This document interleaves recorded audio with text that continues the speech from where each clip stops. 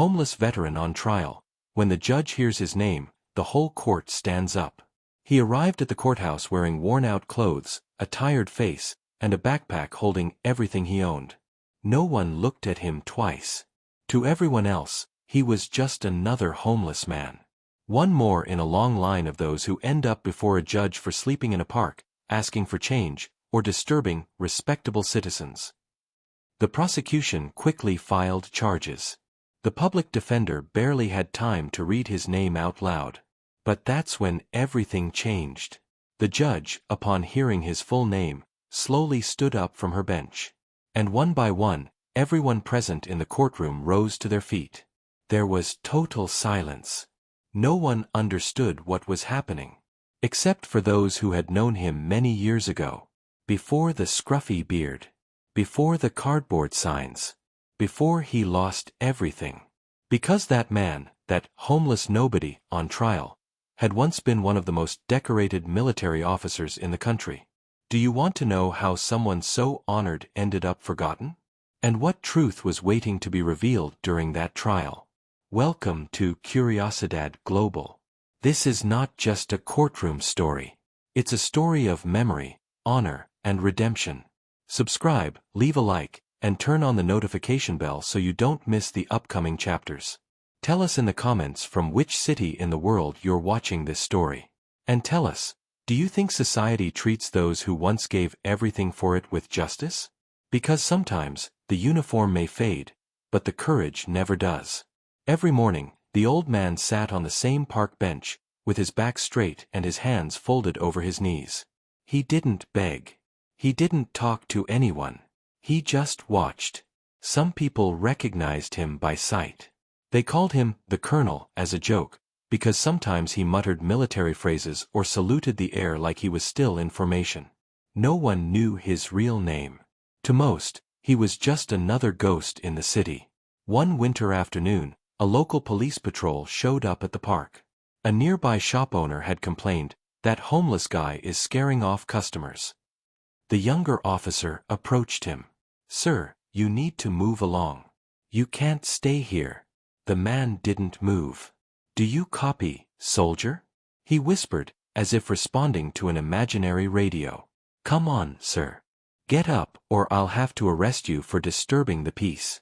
The old man stood slowly. His worn boots clacked against the pavement. He didn't resist. He simply said, "We didn't treat our own like this. Not in my time." That night, he was placed in a holding cell. No one asked who he was. No one checked beyond the basic report. They booked him as John Doe, no address, no criminal record. The next day, he was scheduled for trial, charged with improper use of public space. But no one imagined that this trial wouldn't be like any other. The courtroom was packed. Not because of him, of course. It was a normal day with multiple hearings for minor offenses: pickpockets, vagrants, teenagers caught with small amounts of drugs. Public Defender Ramirez, a young man, had barely had time to review the day's cases before walking into the courtroom. When it was time for the unidentified defendant, he stood next to him with the file still closed. "Good morning, sir. Can you tell me your name?" The man looked up. His eyes were gray as steel but dim. "Lieutenant Colonel retired David M. Sanderson. Service number 2684175. Special Operations Division. Marine Corps." Ramirez blinked. He thought it was a joke. "Excuse me?" The man repeated it, word for word. This time, louder. The murmuring courtroom fell silent. Ramirez opened the file. There was no record of that name. The system only had him down as unidentified. "Your Honor," he said cautiously to the substitute judge presiding over the hearing, "I'd like to request a brief recess to verify the defendant's identity." But before the judge could respond, the side door opened. A woman entered with firm steps. Hair pulled back, robe immaculate. "Excuse me," she said. "I'm the presiding judge assigned to this docket. I just arrived." She took her place on the bench and opened the file. When she saw the name Ramirez had written by hand, she fell silent. her eyes fixed on the defendant's face. And then, she stood up. Everyone in the courtroom watched her. No one understood. But she did. Ladies and gentlemen, we are in the presence of a national hero. And one by one, everyone in the room stood up. The murmuring in the courtroom turned to reverent silence. The judge slowly stepped down from the bench and approached the man who, minutes before, had been just another anonymous defendant accused of sleeping in a park. "You're David Sanderson, the one who led Operation Raptor in '91? He nodded without speaking. His eyes didn't blink. "My father served with you," she added, visibly moved. "He spoke of you like you were a war god." The prosecutor, the same one who had moments ago requested a routine fine for disturbing the peace, looked like he wanted to vanish. Ramirez sat down on the bench, speechless. He didn't know whether to laugh or cry. "How is it possible you're here, like this?" the judge asked, her voice cracking. David didn't answer at first. Then, in a low voice, he began to speak. "I came back with a medal, and a wound no one could see. The war didn't end for me when I left the uniform behind. It followed me. It took my sleep, my memories, my family. The system honored me with speeches but left me waiting in line at the VA hospital." The judge nodded, tears in her eyes. "This court cannot allow a man like you to be judged for surviving." She ordered an urgent review of his military records, health history, and current situation. The trial was suspended. But that courtroom was never the same again. Because everyone realized that this wasn't a trial, it was an act of remembrance. That same afternoon, the judge ordered an urgent review of David Sanderson's military record. She couldn't believe that a decorated veteran had ended up on the street without anyone noticing. Within hours, the Department of Defense confirmed his identity. Lieutenant Colonel David Matthew Sanderson, with over 20 years of service, multiple international missions, 2 Valor Medals, and an impeccable record. His discharge had been honorable but came with a diagnosis: severe post-traumatic stress disorder. With no close family, no known children, and a medical history that deemed him unfit for civilian work, David had vanished into the shadows. His veterans' benefits had been suspended due to a bureaucratic error after a change of address. He never fought it. Never complained. He simply disappeared. "This is a national disgrace," the judge said to reporters, once the case went public. The whole country began asking questions. How many others like David Sanderson were living among cardboard and park benches? How many heroes were now invisible? Public Defender Ramirez, still shaken, met with David in a private room. "Why didn't you say anything?" David shrugged. "I didn't think anyone would care. I learned to stay quiet. It kept me alive back there. And here, too." But now, the silence had been broken. And no one could ignore what this man represented. The interviews began to pour in. First local media, then national. Everyone wanted to know more about the homeless hero. But David, true to his nature, declined the spotlight. He only agreed to one interview, under the condition that it be done in a park, where he felt most at ease. The conversation was simple and direct. He didn't speak like a man seeking fame, but like someone who carried wounds that still bled. "What was the hardest moment?" the reporter asked. David didn't hesitate. "Coming home. Out there, in the fire, at least you knew why you got up each day. Here, it's harder to explain why you're still alive when everyone acts like you're already dead." The video went viral. Hundreds of thousands of people sent messages of support, offers of help, donations. But David only asked for one thing: for other homeless veterans' cases to be reviewed. That his story not be used for inspiration, but for awareness. Meanwhile, the judge ordered his immediate release and the reopening of his medical and legal files. Ramirez, moved in a way no case had ever touched him before, went further. He launched a campaign to have all of David's veteran benefits reinstated. "You saved my life, even if you don't know it," he said as he handed David a copy of the appeal. "I was just a kid when I read your name in a military history book. I never thought I'd meet someone like you. And now, I'm proud to defend you." David gave a half-smile. Sometimes, all we need is someone to believe we still matter. Let me pause this beautiful story to ask you a question. Are you already subscribed to the Curiosidad Global channel? If you're not yet, subscribe now. It's completely free, and it helps us keep bringing you new stories like this one. If you're enjoying the story, leave us a like and comment on this video. Your support makes all the difference. And now, let's continue with the story. With the media attention growing, some sectors began to question the narrative. Critics emerged, claiming many homeless vets lied to take advantage of the system and that resources weren't enough for everyone. David didn't respond. But the judge did. The problem isn't whether everyone who asks for help deserves it. The problem is that some who deserve it never receive it. That same week, David was admitted to a veterans' hospital. He received medical and psychological treatment, along with retroactive pension payments. He was also offered a furnished apartment as part of a reintegration program. He accepted, with one condition. Only if you let me live on my terms.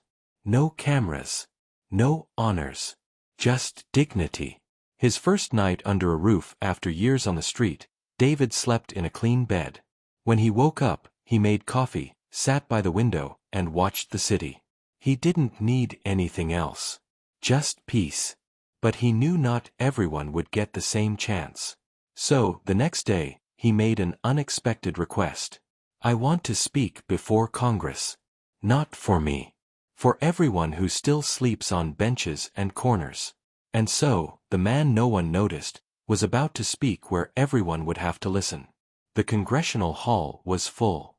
It was a special session, urgently convened after the media explosion around the case of Lieutenant Colonel David Sanderson. Senators, representatives, journalists, and TV cameras from across the country waited to hear from the man who had lived in the shadows for years. David stepped up to the podium with the same firmness he once had when marching.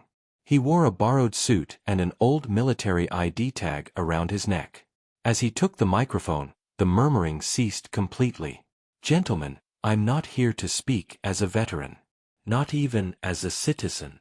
I'm here to speak as someone who was forgotten. He paused. No one moved.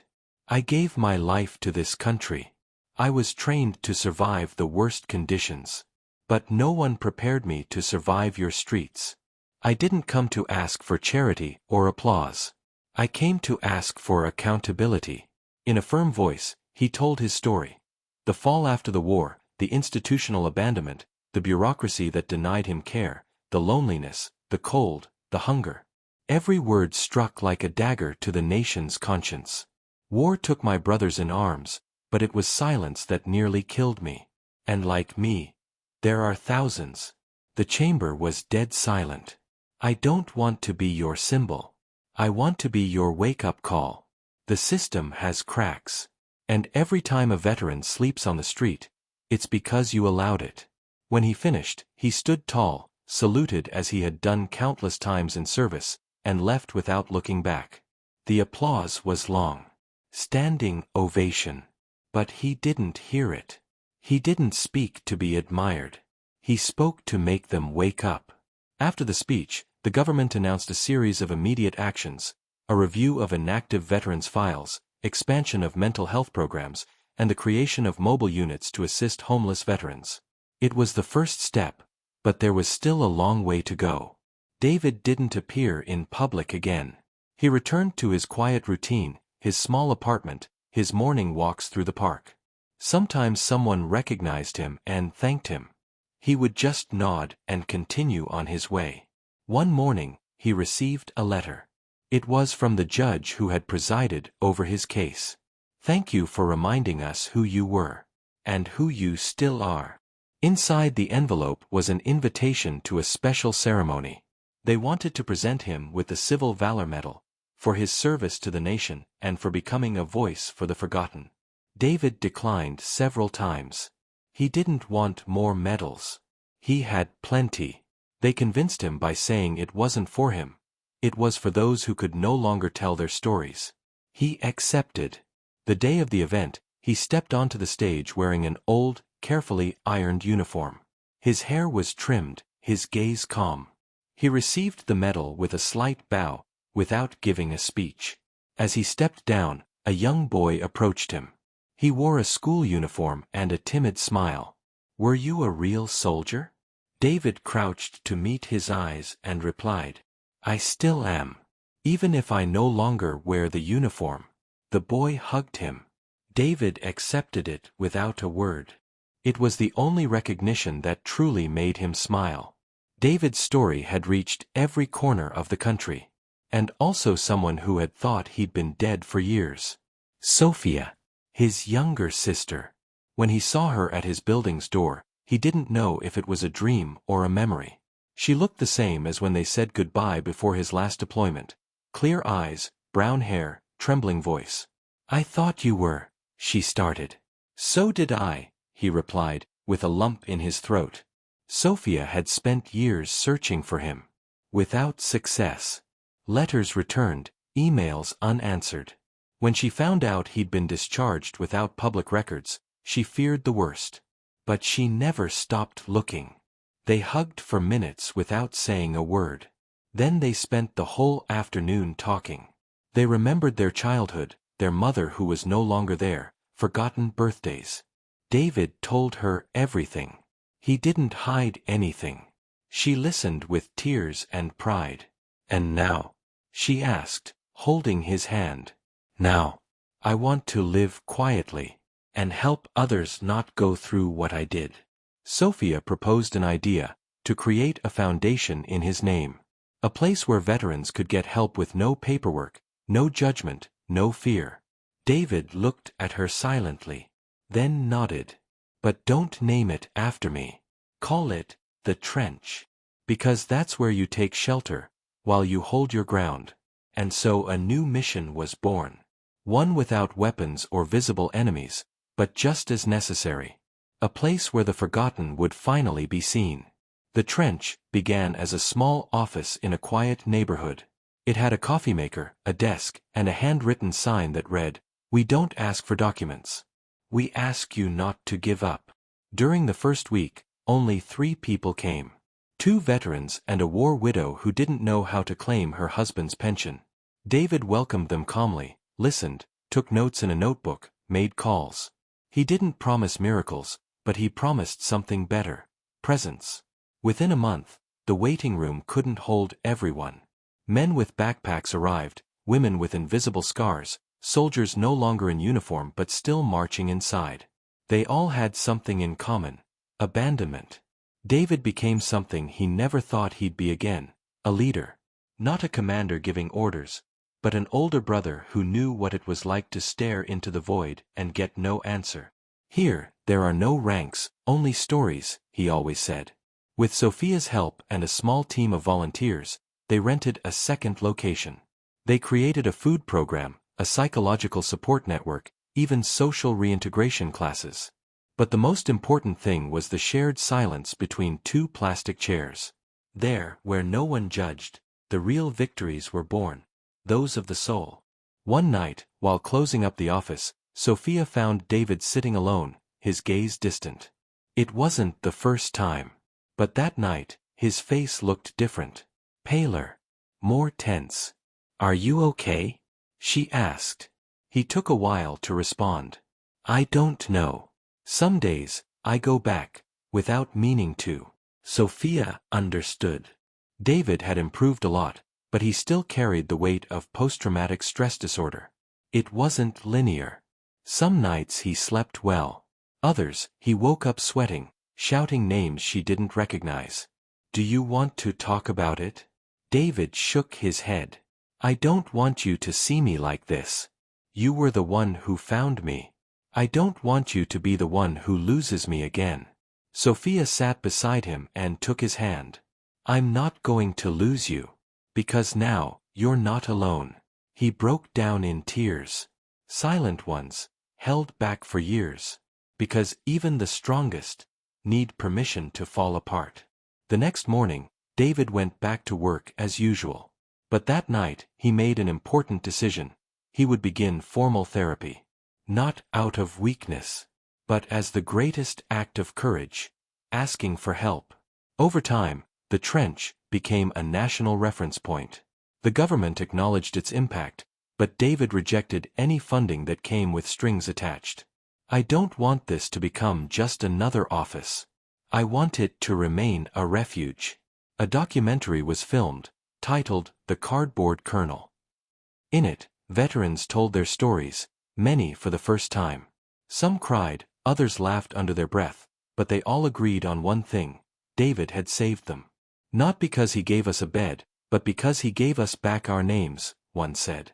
The media called him the veteran who changed everything. But he was still the same: strong coffee, worn boots, and a notebook in his pocket full of ideas and names. One morning, he received a letter. It was from the judge. Months have passed, but I haven't stopped thinking about you. Today, every time I see a case like yours, I ask myself, how many more Davids are waiting for someone to listen? Thank you for reminding me why I became a judge. David closed the letter with a smile and wrote a sentence in his notebook. The most important trial isn't the one in court. It's the one inside the heart. And so, the man who was once ignored by everyone now listened to those the world still refused to see. Because true justice, he had learned, isn't about punishment. It's about recognition. It was a Friday evening when David received an unexpected call. It was from the Department of Defense. They wanted to invite him to an official event for veterans, one of the most important of the year. This time, not just as a guest. They wanted him as the keynote speaker. You represent something greater than a medal, said the officer on the phone. You represent a second chance. David hesitated. He didn't like spotlights or podiums. But he accepted. Not for himself. But for everyone still sleeping on benches, still hiding in shadows. The event was held in the Capitol. The room was filled with high-ranking officials, veterans, young cadets. When David stepped up to the podium, walking tall and steady, the entire hall fell silent. He laid a folded flag on the lectern. This flag was given to me when I returned from the front lines. They said it was a symbol of honor and bravery. But no one told me that the battlefield continues out here, after the weapons are laid down. He told his story. Without embellishment. Without drama. Like a mission report.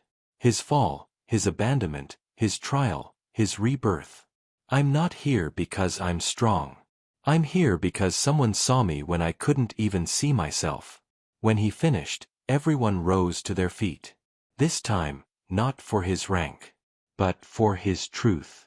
And the folded flag on the table was no longer just a symbol of country. It was a symbol of justice. The days passed more slowly. David continued working at the trench, but Sophia noticed that something in him had changed. He was quieter, more reflective. He looked tired. Are you feeling okay? She asked one afternoon. David looked at her with an expression that blended peace and acceptance. I feel complete. Weeks later, during a meeting with veterans, David shared a letter he had written. If one day I don't come back to this place, I don't want you to mourn me. I want you to carry on. The war isn't won with weapons alone, but with memory. The trench isn't this building. It's every act of compassion you carry out there. And if you ever doubt your worth, remember this: surviving is already a victory. No one spoke after that. That night, David went out for a walk. As he often did when insomnia struck. He walked the streets in silence, as if he were still patrolling a world he was slowly letting go of. The next morning, Sophia found him in his favorite chair, a blanket over his legs and his notebook resting on his chest. He had written his final words. Tonight, I can sleep without fear. David Sanderson, the colonel without an army, the hero with no visible medals, had left this world the same way he had lived. Quietly, but leaving behind a mark no one could erase. The funeral was simple, just as he would have wanted. No military speeches, no trumpet band. Only the quiet steps of his fellow veterans, men and women who had known him in his final mission, to restore dignity to the forgotten. Sophia took the podium. With a steady voice, she spoke of her brother, but also of the legacy he left behind. David didn't die a soldier. He died a human being who fought to the end so others could stand tall. His fight doesn't end with him. It begins with us. The government ordered a commemorative plaque at the trench headquarters. But Sophia made a different choice, not to hang it at the entrance, but in the kitchen, beside the place where David used to prepare coffee for newcomers. Because he didn't want to be remembered with formality. He wanted to be remembered as the man who handed you a cup of coffee and said, "You're safe here." The foundation grew. New locations opened. The care model was replicated in other countries. On the main wall of every new trench was an engraved phrase. No one who served should ever have to fight for a place to sleep. And even though David was no longer physically present, his story lived on in every veteran who stood tall again, in every judge who remembered his name, in every young person who learned that bravery doesn't lie in weapons, but in rising each day when the world turns its back on you. Because in the end, David Sanderson was never just a soldier who fell from grace. He was the man who made an entire country rise to its feet again. The end.